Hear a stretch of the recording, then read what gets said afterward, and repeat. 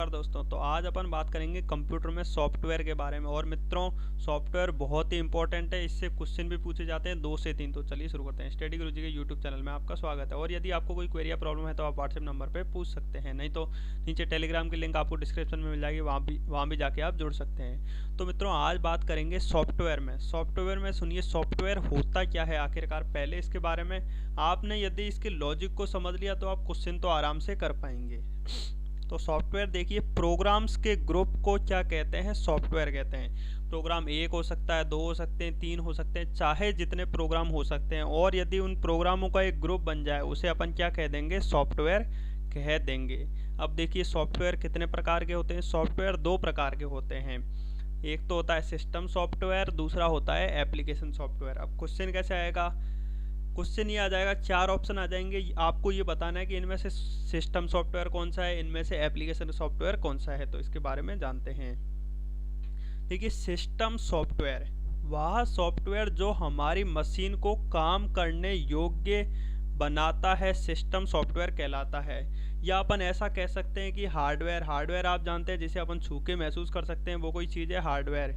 और यदि हार्डवेयर में सॉफ्टवेयर प्रयोग नहीं है तो वो हार्डवेयर फालतू है, मतलब कोई काम का नहीं है। अब दोबारा पढ़िए, वह सॉफ्टवेयर जो हमारी मशीन को काम करने योग्य, यानी हार्डवेयर को काम करने योग्य बनाता है, उसे ही अपन क्या कहते हैं? System software. यदि सिस्टम सॉफ्टवेयर नहीं है तो हार्डवेयर का कोई यूज़ नहीं है। इसका मतलब सिस्टम सॉफ्टवेयर के वही उदाहरण होंगे जो मतलब इसको काम करने योग्य ही बना रहे हैं। जैसे ऑपरेटिंग सिस्टम हो जाएगा, ड्राइवर्स हो जाएगा, ये सारे क्या होंगे? System software. अब आपको ये सोचना होगा कि सिस्टम सॉफ्टवेयर और क्या क्या हो सकते हैं। पेपर में किसी भी तरह का ऑप्शन आ सकता है।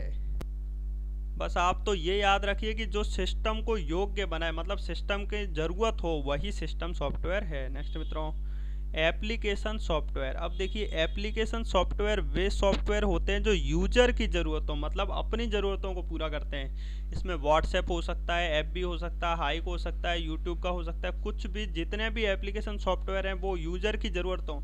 आपको देखे कि हाँ, मेरे को ज़रूरत मेरी पूरी हो रही है, कोई एक यूजर की ज़रूरत पूरी हो रही है, तो वो एप्लीकेशन सॉफ्टवेयर हो जाएगा। और मित्रों, मैं आशा कर रहा हूँ जैसे कोई भी 4 ऑप्शन आते हैं तो आप उस अनुसार समझ सकेंगे कि सिस्टम सॉफ्टवेयर का ऑप्शन क्या है और एप्लीकेशन सॉफ्टवेयर का ऑप्शन क्या है। नेक्स्ट मित्रों, अब देखिए, एप्लीकेशन सॉफ्टवेयर कितने प्रकार के होते हैं? 3 प्रकार के होते हैं। Stand alone software, distributed software और यूटिलिटी सॉफ्टवेयर। इनके बारे में भी अब अपन थोड़ी थोड़ी चर्चा कर लेते हैं।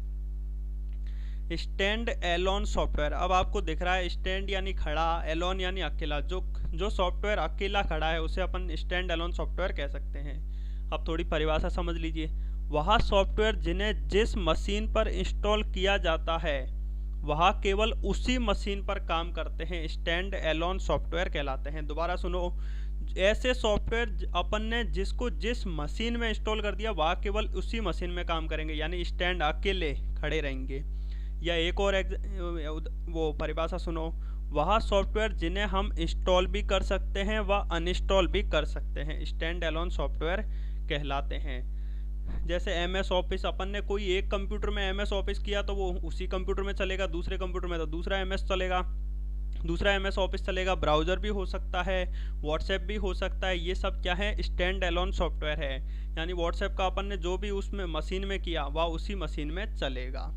नेक्स्ट मित्रों, अब देखिए डिस्ट्रीब्यूटेड सॉफ्टवेयर। डिस्ट्रीब्यूटेड सॉफ्टवेयर आप दिख रहा है कि डिस्ट्रीब्यूट करते हैं। पहले मित्रों, सर्वर के बारे में थोड़ी अपन चर्चा कर लेते हैं। सर्वर आप जानते हैं क्या होते हैं? नहीं जानते हैं तो जान लीजिए। सर्वर के माध्यम से ही अपन एक इंफॉर्मेशन को दूसरी इंफॉर्मेशन तक पहुंचा सकते हैं, यही सर्वर होते हैं। अब देखिए, वह सॉफ्टवेयर जिन्हें सर्वर की सहायता से, यानी सर्वर की मशीन पर इंस्टॉल किया जाता है और वह क्लाइंट मशीन पर आकर काम करते हैं। दोबारा सुनो, वह सॉफ्टवेयर जिन्हें सर्वर की मशीन पर इंस्टॉल किया जाता है वह क्लाइंट की मशीन पर आकर काम करते हैं, क्या कहलाते हैं? डिस्ट्रीब्यूटेड सॉफ्टवेयर कहलाते हैं। यानी डिस्ट्रीब्यूट कर दिया।